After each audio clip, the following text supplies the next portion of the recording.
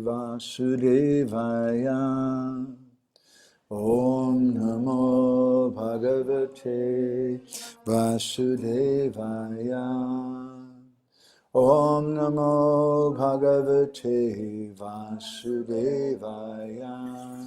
Hare Krishna. Good morning, dear devotees. This is morning time in Sridham Mayapur, and we're having our daily discussions on Srimad Bhagavatam. I'd like to welcome everybody to take part. We're doing this every day except for 2 days a week. On Wednesday and Friday we don't take part, so tomorrow we're not going to be here. We've been reading from the third canto, Srimad Bhagavatam, chapter 25, which I consider one of the most important chapters in the entire Bhagavatam. It speaks about devotional service. This is the teachings of Lord Kapila Dev. And the last 3 days we've been speaking on the 28th verse. This is our 36th class so far on this chapter. Devahutir uvacha kachit tvayuchita bhakti kidrisi mamhagochara yaya padam ninivanam anjasan vasnava aham. On hearing a statement of the Lord, Devahuti inquired, what kind of devotional service is worth developing and practicing to help me easily and immediately attain the shelter of your lotus feet? Srila Prabhupada writes in his purport, it is stated in Bhagavad Gita that no one is barred from rendering service to the Lord, whether one is a woman or a laborer or a merchant, if he engages himself in the devotional service of the Lord, he is promoted to the highest perfectional state and goes back home, back to Godhead. The devotional service most suitable for different types of devotees is determined and fixed by the mercy of the spiritual master. Gora graganya gana gocha goloruharam Goranga gudatama gopyada kopa briksham Gopala gada ratidam yati singha gora Govinda Deshikavaram Satatam Namami Vanchakopadarubhischa Kripa Sindhubhyevacha Patitanam Pavanebhyo Vaishnavebhyo Namo Namaha Jai Shri Krishna Chaitanya Prabhu Nityananda Shri Advaita Gadadhar Shivasari Gaura Bhakta Vrinda Hare Krishna Krishna Krishna Hare Hare Hare Rama Rama Rama Hare Hare. So for the last 2 days, and being the third, we've been speaking about how bhakti or devotion is for everyone, irregardless of their social position, irregardless of their nationality, irregardless of their gender, irregardless of their species. Everyone can practice bhakti. And this is a topic we could continue for weeks and weeks, but I think hopefully we'll finish today, maybe tomorrow, maybe the day after tomorrow, we'll see. What I'd like to say a little something about today, this verse speaks about this Devahuti inquiring from her good son, what kind of devotional service is good for me to do? And implicit within this question is the understanding of her social position, being in the body of a woman.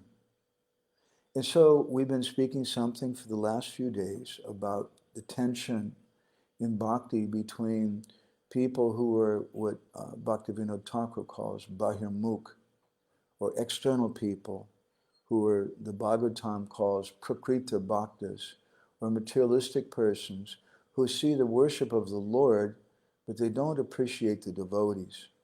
And they think that most important thing, everybody has to be following certain social rules and behavior, otherwise they're not actually devotees. So today I'd like to speak a little something. What happens when there's friction between bhakti and traditional social values for women? since this verse is particularly speaking about women.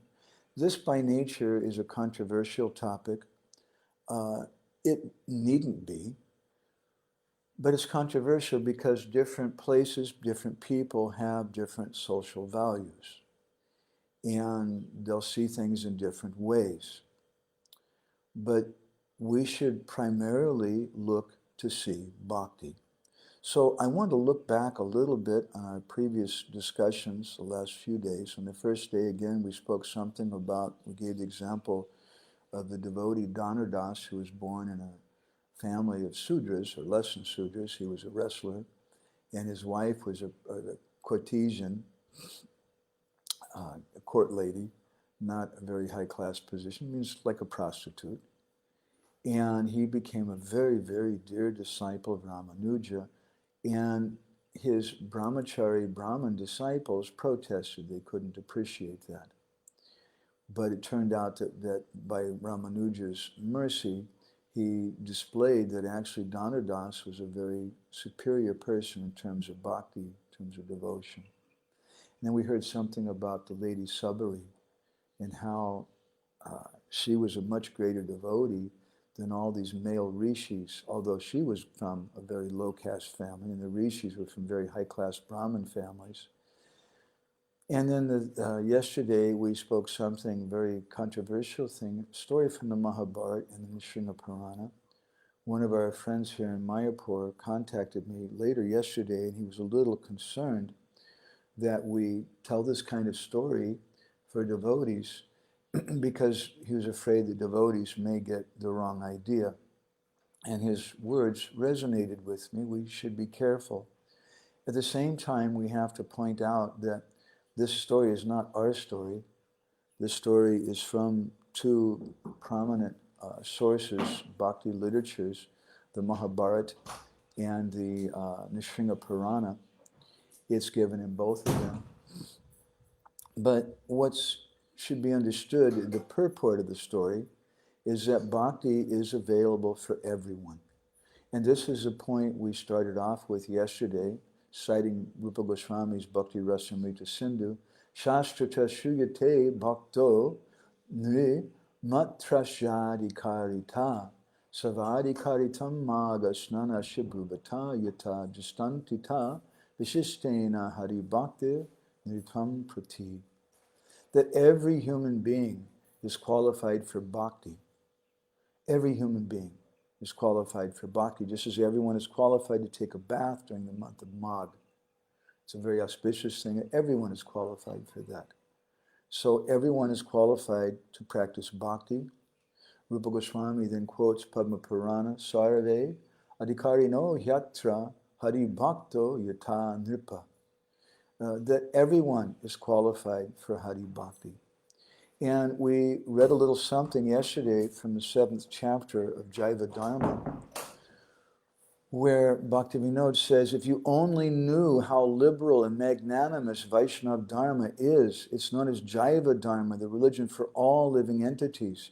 Everyone has a right to follow Vaishnava Dharma.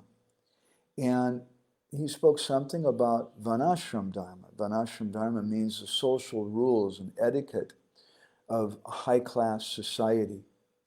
And Bhaktivinoda very shockingly said that Vaishnavas don't have to follow that. They may follow that, they may not follow that. And even someone who's a fallen sannyasi, who's considered to be a vantasi, in Sanskrit, vantasi means someone who's eating his own vomit. And such a person is rejected in society. But such a devotee, if he's a Vaishnav, if he associates with saintly persons, Bhaktivinoda says, he can be reinstated in Sudha Bhakti and live as a Grihastha Bhakta. And so he may be an outcast from Varnashram society, but still we give respect to him as a devotee. And Bhaktivinoda says, therefore, there are two types of Grihastha Bhaktas, those who are within the Varnashram system of social etiquette and rules, and those who are without. And the question comes, which is better? And the answer, simple answer, is given, whoever is a better devotee. And if neither of them are devotee, then according to the Vyavaharika or mundane point of view of materialistic society, those persons who are within Vanashram, they seem better. But actually, they're both useless. Bhakti Vinod says, if they don't have bhakti. Because bhakti is everything. Bhakti is everything. Now, our acaryas have described that there are three types of persons who abandon the path of Vanashram. This is the agya, someone who's ignorant, who doesn't know about Vanashram Dharma, doesn't care about those things, and they don't follow the prescriptions of the nitya and naimittika duties, or the daily obligatory and occasional duties mentioned in the Vedas. Second type is a nastika. A nastika is someone who's an atheist. And they may know about the different rules of karma in the Vedic literatures, but they don't care about them. The third person is a sarva parityagi, someone whose renunciation is complete. And they understand that Vanashram is not a limb of Sudha Bhakti. They have their faith and performance of Bhakti and not in Vanashram. There's a nice conversation in 1968 with Srila Prabhupada and Madhudvisa Prabhu. And Madhudvisa Prabhupada spoke something in a Bhagavatam class about Vanashram Dharma. And Madhudvisa Prabhu asked him, what is this Vanashram Dharma, what is our position? Do we have to follow that? And Prabhupada asked him, how did you come here? And Madhudvisa was a little confused. At first he said, because we were suffering. And Prabhupada said, no. How did you have the sukriti to come here? And finally Prabhupada spelled it out for him and told him, were you following Vanashram Dharma? Were you following all these rules of social etiquette and things from traditional India? And Madhudvisa said, no, Srila Prabhupada. Prabhupada said, no, you practice bhakti. And bhakti sanjayate bhakti. Bhakti leads to bhakti. Vanashram Dharma does not lead to bhakti. However, we see amongst the Vaishnavas three different attitudes toward Vanashram. These are known as Swanishtita, Parinishtita, and Nirapeksha. The Swanishtita, he has firm faith. I have to do Vanashram. Unless I act according to the rules of being a brahmachari, or grihastha, or sannyasi, then I can't get bhakti. I can't make advancement. Better than him is a Parinishtita sadhak. The Parinishtita sadhak understands it's not necessary for bhakti. Bhakti is everything. And sarva karma krita hoy, that all the rules and regulations mean sada sabde visvas kahi sudaranishtoy krishna bhakti koila sarva karma krita hoy. He has firm faith. All I have to do is practice bhakti. And I don't have to do Vanashram. But the Parinishtita sadhak follows Vanashram because he understands that I'm not complete yet in my renunciation. And this is an important point. It's a subtle point. He's not complete. Sarva parityagi means someone whose renunciation is complete. So he still has material desires. And Bhaktivinoda says, as long as he has material desires, he must follow the rules of Vanashram. The third type of sadhak is a nirapeksha, and that's a liberated soul, and he may follow Vanashram for a good example, or he may not follow. It's interesting, we read yesterday from the 7th chapter of Jaiva Dharma. In the 6th chapter of Jaiva Dharma, Bhaktivinoda says some things which seem very different.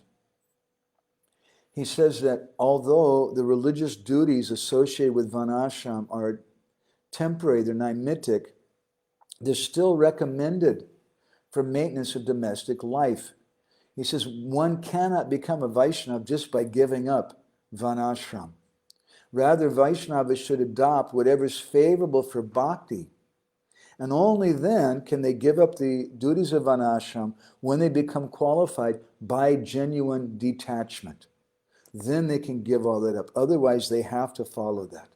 And Bhaktivinoda says even the principle of rejecting Dharma doesn't apply to a Grihastha Vaishnava, which he says completely something different in the next chapter.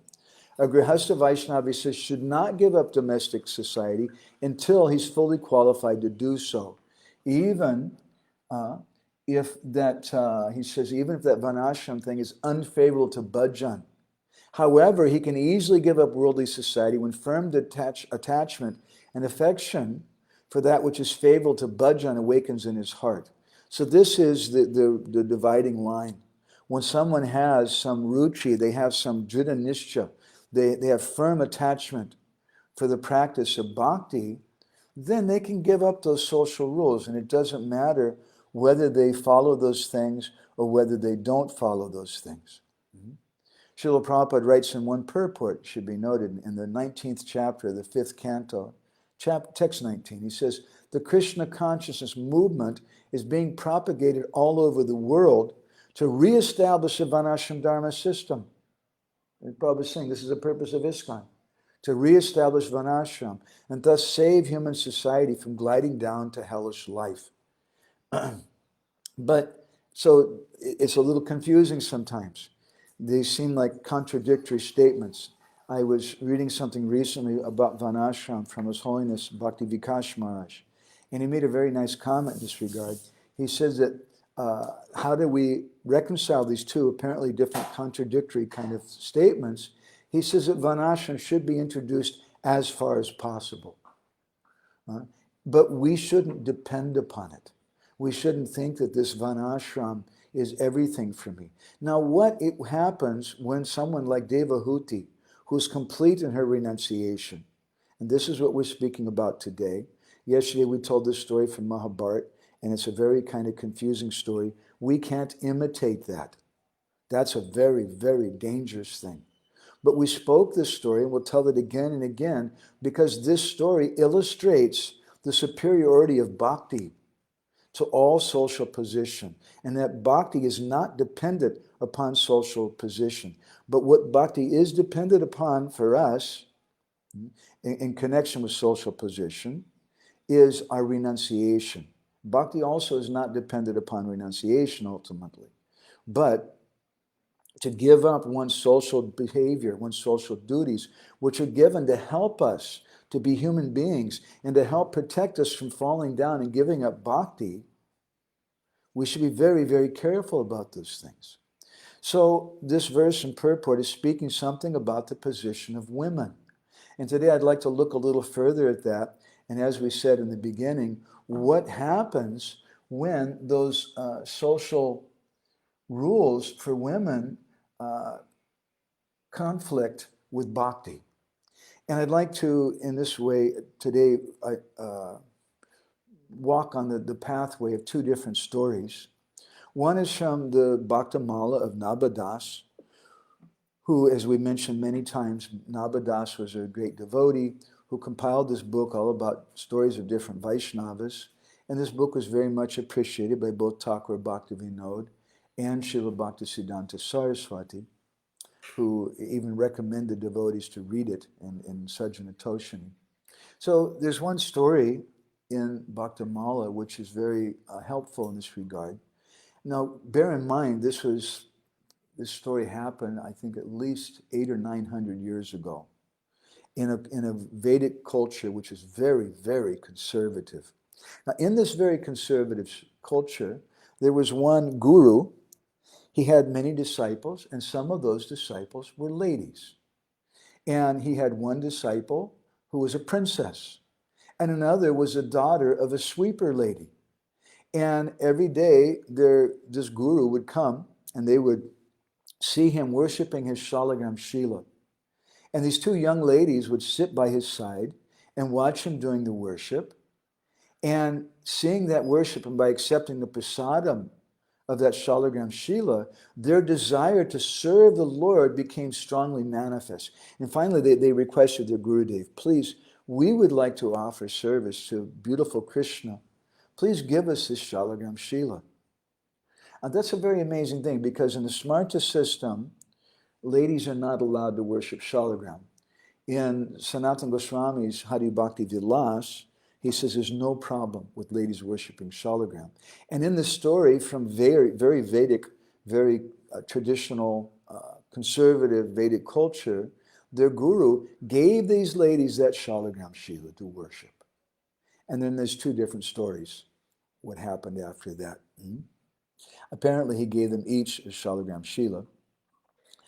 And the princess, she got that Shalagram Shila. She was a young unmarried girl. and she was completely ecstatic, worshiping this deity. And it mentions in Navadasa's Bhaktamala that her renunciation was complete. She was just constantly absorbed in meditating on the worship of this deity of Krishna in the form of the Shalagram Shila. And so eventually, by the arrangement of providence, she was married. Her parents, who were the king and queen of the country, got her married to someone, and the person they got her married to was not a Vaishnav. In fact, he wasn't even a particularly pious person, and nor was his family. And in this traditional Vedic culture, when the girl gets married, she's also basically marrying the family of the husband, the mother-in-law and the husband's brothers and sisters and everyone. And so when her godless husband took her to his house after marriage, she became very, very depressed. And then she started thinking, how can I make him into a devotee? And then her family members, her mother and father and brothers, they hugged her and said, okay, good luck, goodbye. So she was always meditating on Krishna. But there was nobody to help her. Nobody understood her mood of devotion. There's only one person who could help her, and that was Krishna. So as she was going to the house of her husband saw that she was very depressed. And he came near to her and started trying to be a little romantic.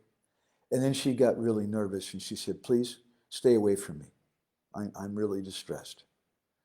And he became concerned and he said, my dear wife, what are you suffering from? Please tell me. I'll make arrangements to give you relief. I have some desire to be romantic with you. I'm also nervous about that, so you should talk to me so I feel happy. So then that princess, devotee girl, she told him that if you want to speak to me, I don't want to hear anything from you. If you want to talk to me, then you have to become a devotee. You have to manifest devotion in your heart for Krishna. And if you don't have that devotion, then please don't touch my body. Just stay away from me unless you become a devotee. And so when he heard that, that husband didn't take it very good, and he became really angry. And he thought to himself, this stupid woman, Hare Krishna, is always thinking about the bag in which her Lord is there, and she's offering all these prayers and doing worship every day. So this is the problem. And if I just get rid of this object of her worship, then she'll be romantic with me, she'll be happy with me. And so he took that bag away that had the shalagram in it that her Guru Maharaj had given her, and he took and threw it into a river. Now what happened, Pashyat Pakaviparyasam, as we were speaking from a few days ago in the 11th canto of the Bhagavatam, that woman, her distress increased 1,000 times more because now she was feeling separation from the Lord. And not only that, she was, if you excuse my American English, but she was really pissed off. She was really angry now with her husband, you know. And so not only would she not let him touch her, she wouldn't let him talk to her, she also stopped eating everything and drinking everything. And her husband kept trying to cheer her up. It's okay. And look, we have some really nice food. We have some yoga bars. We have some nice bananas or this or that. But she didn't even want to look at him, forget it. And so finally, when they got to this house, her husband told the story to the other family members. And day by day, this princess, she was refusing to eat. And she became so skinny, like even more skinny than Anapayani Radha. It's inconceivable. And all the family members were asking her, why are you so stubborn? You should eat something. Her mother-in-law was trying to pacify her. Even with her own hands, she was trying to feed her. But she wouldn't eat anything. And what to speak of eating anything, now she wouldn't even talk to any of her husband's family members, not just her husband, but she wouldn't talk to the family members. And her heart was beating because of separation from the Lord. And her condition was getting worse and worse every day. And seeing her situation, her condition, it touched the heart of that family. And finally, they came to her and they said, look, we fall down at your feet. And whatever you say, we'll do. But you got to get better. Something has to happen. They had a heart. They were materialistic persons, but they had some heart. And so then that princess, she told him, she said, okay, only if I get my deity back of Krishna, that shalagram, Shila, that my Gurudev gave me, only then will I be able to continue living. And so they all decided they would go together to the bank of that river where the bag had a box inside of it with the shalagram had been thrown. Standing there on the bank of the river, that princess began to cry and wail, and thinking of the Lord. Her head began to spin, and she fell down unconscious on the ground. Tears are coming from her eyes, and she's calling out to the Lord of her life. So Navadas says that just as a lusty person comes under the control of lusty desires, Krishna is also under the control of his devotees' love. And as soon as he heard her pathetic cries, and Krishna immediately came and embraced her, and that box with the deity reappeared before the box in the bag reappeared before that princess. And when her husband, her mother-in-law and father-in-law and all the other family members, they saw this, wow, that's pretty amazing. And something happened to them. They all became purified of material contamination. They all became renounced. And then they had no more doubts about the potency of bhakti. And they realized that without bhakti to the Lord, their lives were just useless. And so in this way, this young devotee princess, she turned all of them into devotees of the Lord. And then from that day on, they started doing kirtan together every day. And then they all appreciated that girl so much. So there are many stories in that regard like that. Srila Prabhupada's sister, there's a similar story about her. I'm not going to go in that direction to speak about that now because I want to try to finish this topic today if we can. And I have a big subject in front of us. From the 23rd chapter, the 10th canto, which describes how one day the cowherd boys were walking with Krishna in the forest, and they called out to Krishna, Rama Rama Mahabaho, Krishna Dushta Nibarana, Esha Vaibhada Take Shunas, Touch Chantim Kartumarhata.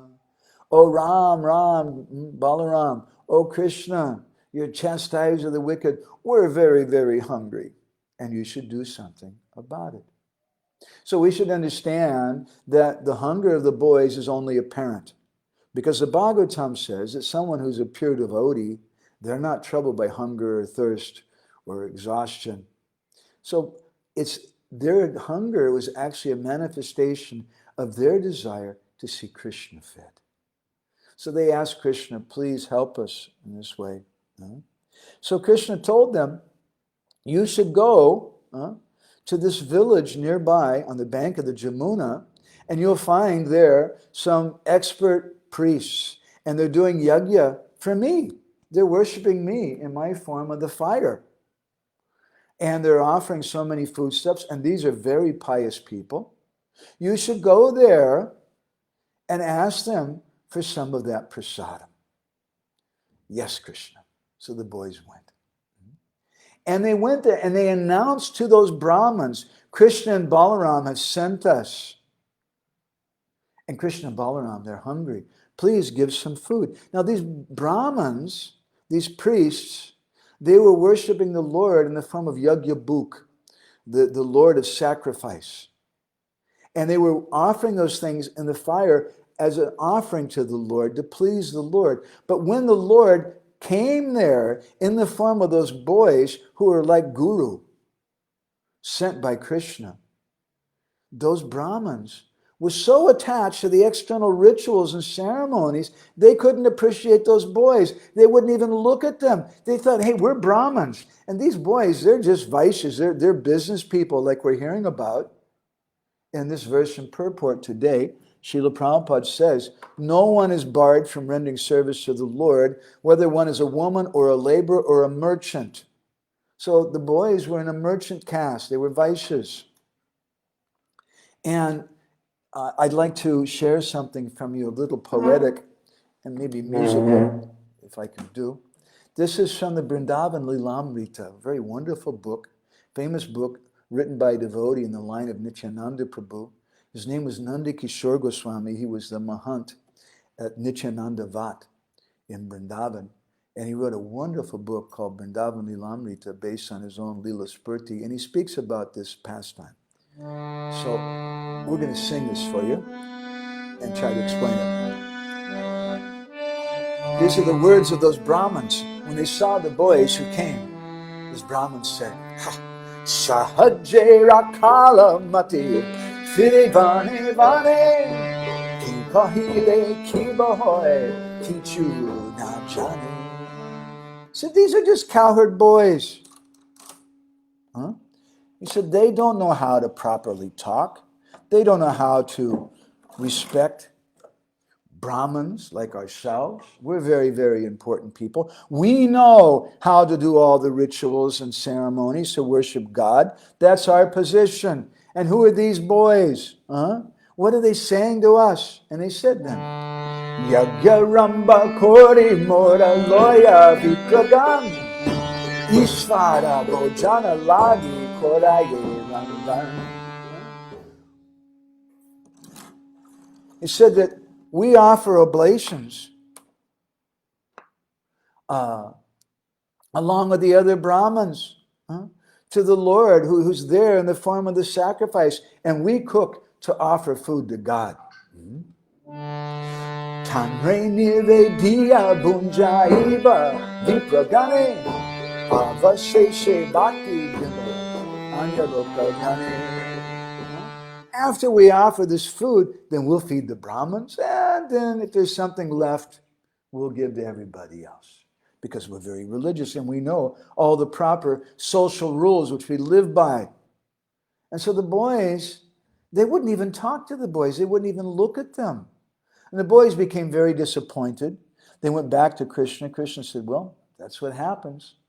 When you beg, sometimes people, when you go out and do book distribution, you beg things, sometimes people abuse you. And then Krishna told them, now I want you to go back. He said, oh God, I want you to go back and I want you to talk to their wives. But one thing, Krishna said, don't tell them that I'm hungry. Okay?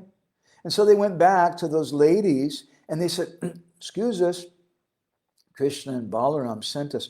When those ladies heard the names Krishna and Balaram, they became completely ecstatic. Tears came to their eyes. They began to quiver and shake. They immediately jumped up. But they were so ecstatic, they became stunned in ecstasy and they couldn't move. And the boys were standing there. Yeah. Hello. Hi. Krishna's hungry. Finally, he told them that. They disobeyed what Krishna said.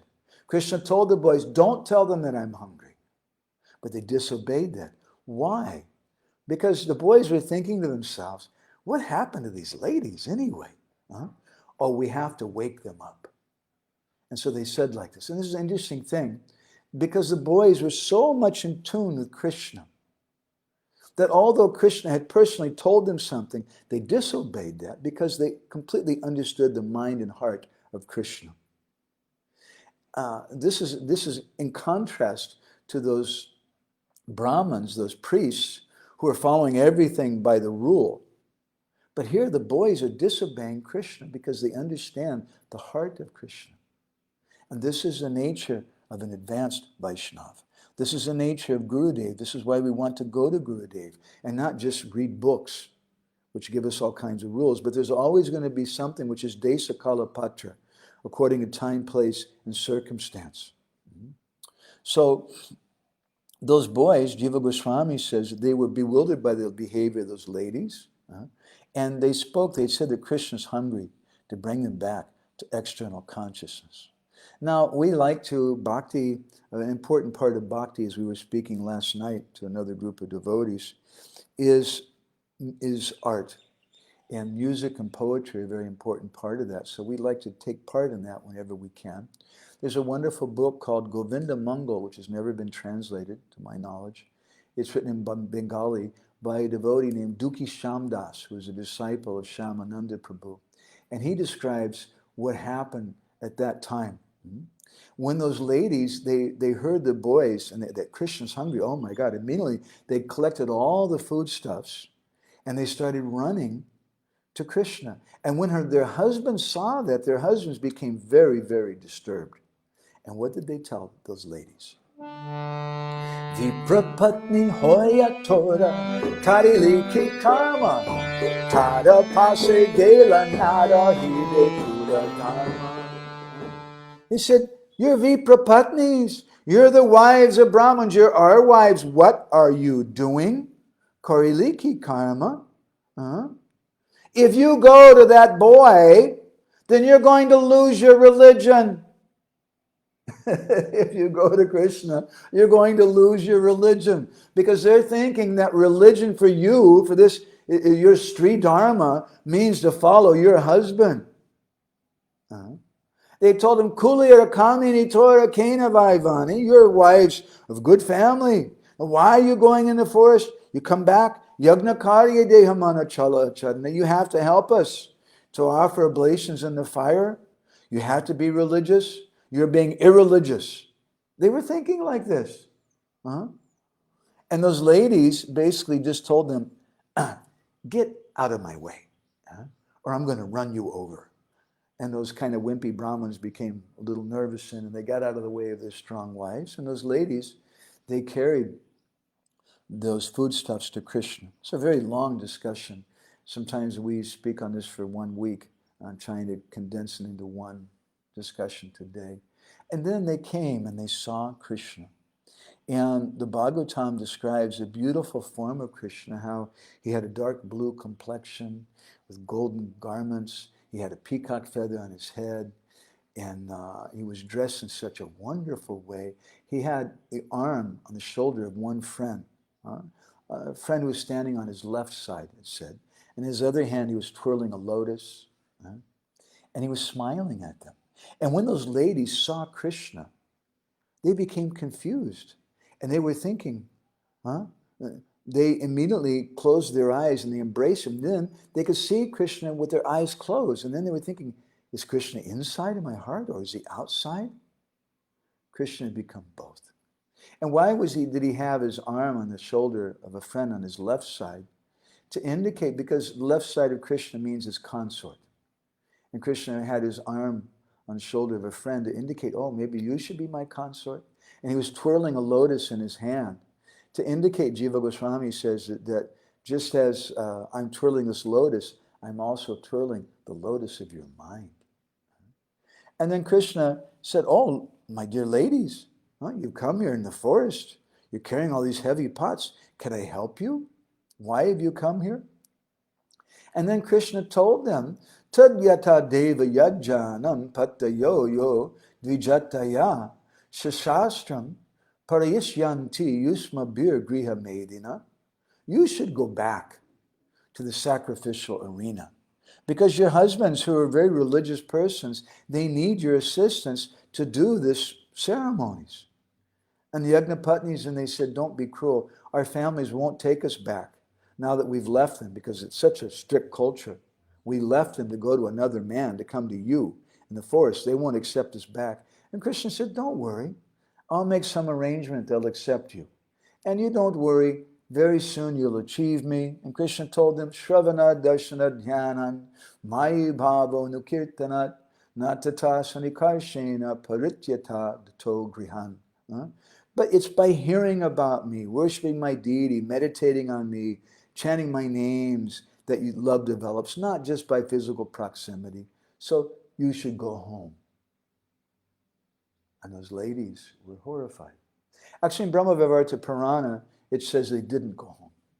But the Bhagavatam says they did go home. Now, how do we reconcile that?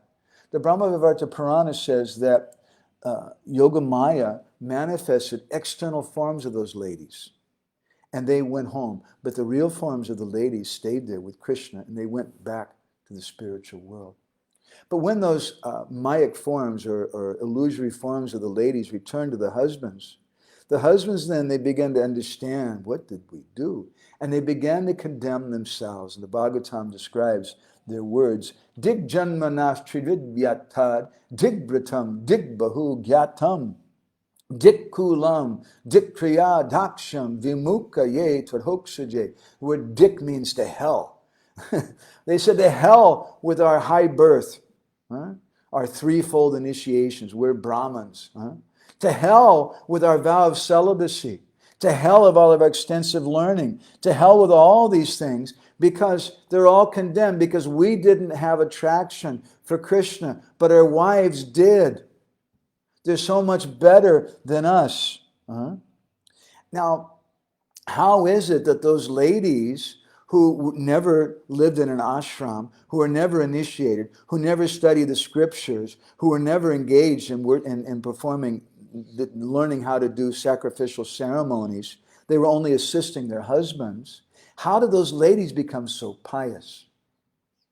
Sridhar Swami Bhavarta Deepika, in his commentary, says that they didn't know that those ladies, sometimes they were associating with some of the Palindri ladies, some of the tribal ladies of Vrindavan, who were coming and selling flowers that they'd picked in the forest and fruits and things, and the ladies were purchasing those things for their husband's sacrifice. And they would hear from those Palindri ladies, those tribal ladies, about the beauty of Krishna. And they developed so much attraction for Krishna, so much love for Krishna by hearing from Krishna's pure devotees. Vishwanath Chakravarti Thakur comments in text 39 of this chapter. I'm going to read the Sanskrit. Please tolerate this. He says, Tatascha sabarya api guru naeva manasyasto bhaktir rahitam atmanam vyandana tyaha jisteta alokikam lokesh vambanam. He said, although those ladies were their wives, now the Brahmins were considering api guru naiva. They considered those ladies to be their gurus. And they started criticizing themselves for their own lack of devotion. Because they couldn't see that pure devotion to Krishna in their wives. They couldn't understand. And the Brahmins, Vishwanath goes on to say, Nanu strinam pratyuritasam ismin bhavo nuchitastarataha jagadguru. Again, the word guru is used. Patyo strinam gurutvam vihitam. It's not proper for a woman to love anyone other than her husband. And women should regard their husbands as guru. That's traditional Vedic culture. But Krishna's Jagat Guru. And these ladies, they have love for Krishna. So we don't see any attachments to them, in them. Now they've become Sarva Parityagya. They're complete in their renunciation. And so those husbands, they said in the Bhagavatam, those ladies have become our gurus. And we should worship them. Now, an interesting thing, why didn't they go to see Krishna at that time themselves? They were glorifying their wives. They could have just gone themselves. The Bhagavatam explains, Iti swaga manusmitya krishne te krita helanaha didrikshavo brajam atta kangsad bita nachachalam. Because they were afraid of King Kamsa. They didn't dare to go to Vrindavan. Now this is interesting because Bhaktivinoda Thakur, he says that Kamsa represents the head of mundane religion. And so they were afraid, Kamsa won't give us any money. Maybe he's even going to beat us or torture us or put us in prison or something if we go there. And so their fear overcame their desire for spiritual life. But their wives, their position was even greater. Because the obstacles that they overcame, they were in the bodies of ladies. They're completely controlled by their husbands. And they just threw it away. To hell with that. We are going to Krishna. And therefore they're superior. So in Vedic culture, bhakti is everything. In the 5th canto of the Bhagavatam, the Lakshmi Devi, she offers prayers to the Lord. It said there, Striyovraitastra Rishikeshvara Svato Hridarajya Loke Patam Asasteniyam Tasam Netaiva Paripancha Patyam Priyam Dananyumsi Yato Swatantrata. He said, my dear Lord, you're the husband of everyone. And so these people who want to get an ordinary husband to satisfy themselves, they're all in Maya. Srila Prabhupada writes in his purport, he says, Krishna is the only husband. And therefore the relationship between a husband and wife in this material world cannot be absolute. He says, but because we have the desire to marry, Krishna mercifully allows the so-called husband to possess a wife and the wife to possess a so-called husband for mutual satisfaction. But actually, Krishna is really the husband of everyone. And Vishwanath Chakravarti Thakur, he comments, Pati sabdarta mevata. These women, they didn't understand the meaning of the word pati, or husband. And this is what the ladies, what Lakshmi Devi is saying to Krishna. How can a person who can't protect himself, the word pati means to protect someone else's wife, protect his wife? First of all, he should have no fear of anything. You alone are that person. You alone are the real husband. And so this is what Lord Kapila Dev, the message he's going to be giving to his mother, Devahuti, because she has this qualification of being completely surrendered. We can't imitate that, but we take great inspiration from that. And we want to understand the philosophical position of such a personality. Someone who's completely surrendered, they have no more obligation for Varnashram Dharma. They may follow it, they may not follow it. And all these social rules and things, they're not within that. How do we understand someone who's born in the West and they don't understand all these social rules? Srila Prabhupada said, better that you try to follow. But he didn't try to give them all the rules, because all the rules is like an encyclopedia. There's so many things and you'll die. And Prabhupada told the devotees, he said, you can't read Manasamhita, although Prabhupada quoted Manasamhita. And Prabhupada gave respect to Manasamhita. But Prabhupada also said, you can't read Manasamhita. He said, if you try to follow Manasamhita, you're going to fall down. Because according to Manasamhita, you're all Yavanas and Malechas. So there's no question of you following Manasamhita. Therefore, Srila Prabhupada just stressed on bhakti. And he also wanted Varnashram Dharma. But not that Varnashram Dharma overshadows bhakti. Our qualification comes from practicing bhakti. And we should always remember that. But if we have some material desires in our heart, if we're a Swanishita Bhakta or a Parinishita Bhakta, a devotee who has faith that I have to follow all these rules, or even that they have an idea of Parinishita that I don't actually have to follow all of them, but it's beneficial for bhakti, then we follow that Varnashram. But it should not cover bhakti. Jnana karma adi anabhitam. Karma in this verse of Bhakti Rasamrita Sindhu refers to Varnashram. And anabhitam, it shouldn't cover bhakti. And Vishwanath Chakravarti Thakur says it may cover it in one of two ways. Someone may think that Varnashram is the goal, and to become perfect in Varnashram, to become a perfect chaste wife, a Dharma Patni, that's the goal of everything. To hell with being a Dharma Patni. The goal is to get pure bhakti.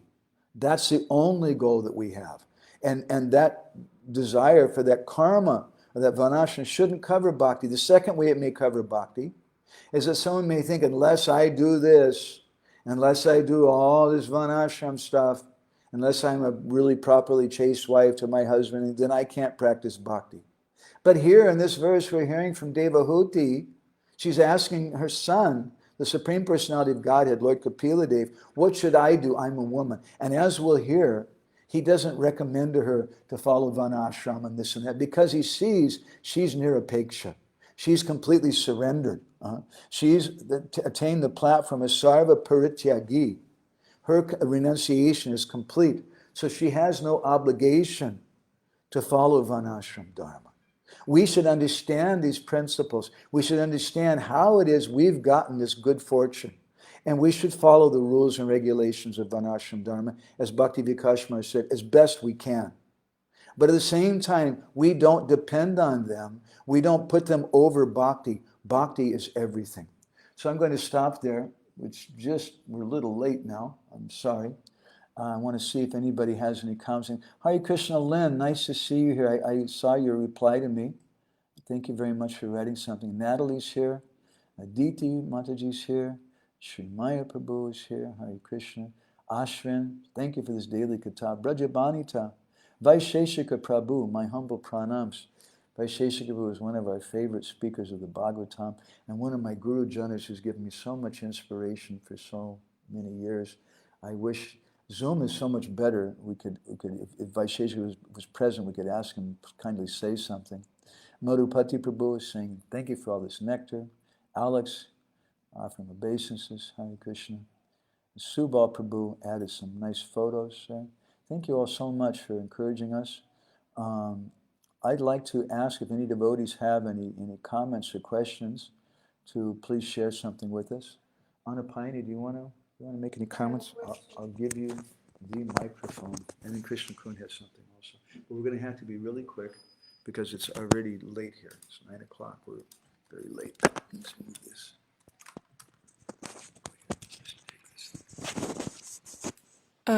I just want to ask the question about renunciation because you mentioned in that story about this lady and Shilagrama Shila when her husband threw the Shila and he was in anxiety. And when they saw how the Shila came back to her because of her feelings of separations, you said they got some renunciation. And it's interesting for me what kind of renunciation. And as we were speaking before in the previous classes, that Bhakti doesn't depend on renunciation and knowledge. It's vice versa. It's coming from Bhakti. So can you kindly explain this moment? Some renunciation is required, at least enough renunciation that I'm renounced from making material life my goal. And it doesn't say in Bhaktamala what kind of renunciation they did, if they decided now we're all going to take sannyas, or if we're going to just stop eating grains or whatever. It didn't say, but it's clear to me, actually what it says is they became detached from materialistic life. And so, and it says that they all began to practice the activities of devotion. And therefore, in the beginning of Upadeshamrita, we often comment the verses there, Vachavegam, Manasakroda Vegam, speaking about how the senses should be controlled. But that sense control, Bhaktivinoda Thakur says, is not actually bhakti, but it's just a doorway to bhakti. That if we don't go through that, if we don't become at least that renounced, if we're just completely attached to all kinds of gross sense gratification and then we won't see any value in performing bhakti. So some renunciation is required. Just a small continuation. Does it mean that if somebody just astonished or by bhakti of somebody else, he got some renunciation? Yes. That was the point I also wanted to bring out, that the renunciation of those family members who were not only materialistic, but they were cruel. I mean, they took him through her deity in the river. It's horrible. But they became renounced. She didn't even try to preach them. She wouldn't talk to them. But they just saw her condition, and they saw this miracle that Krishna came to her. It doesn't exactly say how Krishna came to her, but at least that shalagram came back. And they thought, wow, this is a real deal. And so that they became renounced, that touched their hearts. This is the best way to preach. Okay? Krishna Kun, did you have something? Or maybe we should stop there. You have to come here if you're going to say anything, otherwise they won't hear you.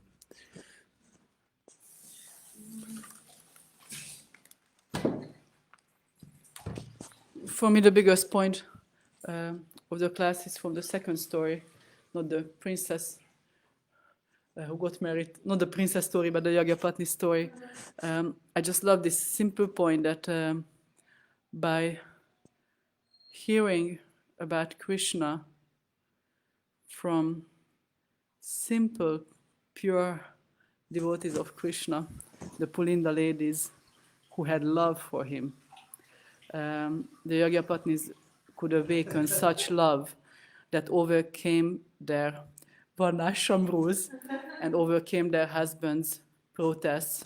And of course, their husbands couldn't go with them because they were afraid of Kamsa, but they weren't afraid of their husbands. They could just transcend everything just by hearing from someone who has love. What a great point. Thank you very much, Krishna. Let me underline that a little more. Actually, Vishnu Chakravarti Sridhar Swami says in his commentary, those Palindri ladies became the gurus of those ladies. Now think about that. Those Palindri ladies, they're tribal ladies. But they became, because they had bhakti, they became the gurus for those ladies who were very high-class Brahmin ladies. Their husbands were the priests. It's a very significant point to show how bhakti is superior. Now, there's two comment kind of questions. One's from Alex Zaranov, and the other is from Srila Prabhupada's disciple, Ramana Sukha Prabhu, who I'm very humbled that Ramana Sukha Prabhu is watching. He's our dear friend, my uncle, Guru Jana. Alex was written, in many places, Srila Prabhupada used to say that we don't need to know how to do eating, sleeping, mating, and defending. Even the dogs know how to do this. But in one lecture on the first canto, Prabhupada said that we don't even know how to do this. And we should learn to do these things to be considered human. Now, I consider this to be a little similar to the comment from Ramana Sukha Prabhu, who's asked us, he says, please explain the difference between Vanashram and Daivi Vanashram. Now, that's a very, very big topic. But Daiva means transcendental. And this is what we were speaking about today, and Ramana Sukha can see this point. We're not speaking about Asura Vanashram or the Vanashram Dharma of the demons. We're speaking about Daivi Vanashram, and Daivi Vanashram means that bhakti is everything, and that we're doing this Vanashram for the purpose of bhakti. And in that regard, we may want to learn how to eat, how to sleep, how to mate, how to defend, because we don't even know how to do those things properly. That's part of Daivi Vanashram. It's a very, very big topic and a very controversial topic. And one thing we should understand, that within this Vanashram or Daivi Vanashram, it's very different in different places. I've been living in India now for 25 years, and the Vanashram that they practice in South India is not the same as what they practice in Orissa. It's not the same they practice here in West Bengal. It's not the same they practice in Vrindavan or in Gujarat. They do different things. The marriage systems are different ways. In some places, the ladies cover their heads. In some places, they don't cover their heads. In Braj, in some ceremonies, the ladies take sticks and beat the hell out of their husbands. And that's their Vanashram Dharma. It's different in different places. It's a big topic. So Vanashram is going to manifest in different ways in different places. But we need some culture. It's a kind of net which we're walking on a tightrope of bhakti, and this net of Vanashram is there to help us to keep from falling down. Krishna Kun has something she's excitedly wanting to share. Here. I've been looking for this verse. I wanted to exactly quote it nicely. From 11th canto, it's 11 to 12. A verse that Niranjan Raj likes to quote a lot. This answers the question of Anapayani Radha. It's not really a question, but it addresses the point, how is it that the family, simply by seeing this girl getting back the shalagrams, they had a change of heart. Pure devotional service rendered to the Supreme Lord is spiritually so potent that simply by hearing about such transcendental service, never mind seeing it, witnessing, simply by chanting its glories in response, by meditating on it, by respectfully and faithfully accepting it, or by praising the devotional service of others, even persons who hate the demigods and all other living beings can immediately be purified. Hari Hari Bol. That's our final comments today. Oh, Anapayani, come here, please. Someone has written something in beautiful Russian. Rasa Bilasi. Please accept my pronounce. Is it possible to do live streams with Russian translation? I will be happy to hear it. I don't know. If you know Anapayani Radha, maybe you can write to her and discuss something with her about it. We have some Russian translation classes. We're happy to do that. It's a little difficult to do for this live streaming because we only have half an hour basically. And if we have a Russian translation, it's going to really cut into the time. But I'm willing to talk about it or have some other classes or something if you write to us privately. You can write me a private note and I can put you in touch with Anapayani Radha, who's our Russian-speaking Siberian personality. Hare Krishna. Grantara Srimad Bhagavatam ki, Srila Prabhupada ki, Vancha Kalpatarubhischa, Kripa Sindhu Bhye.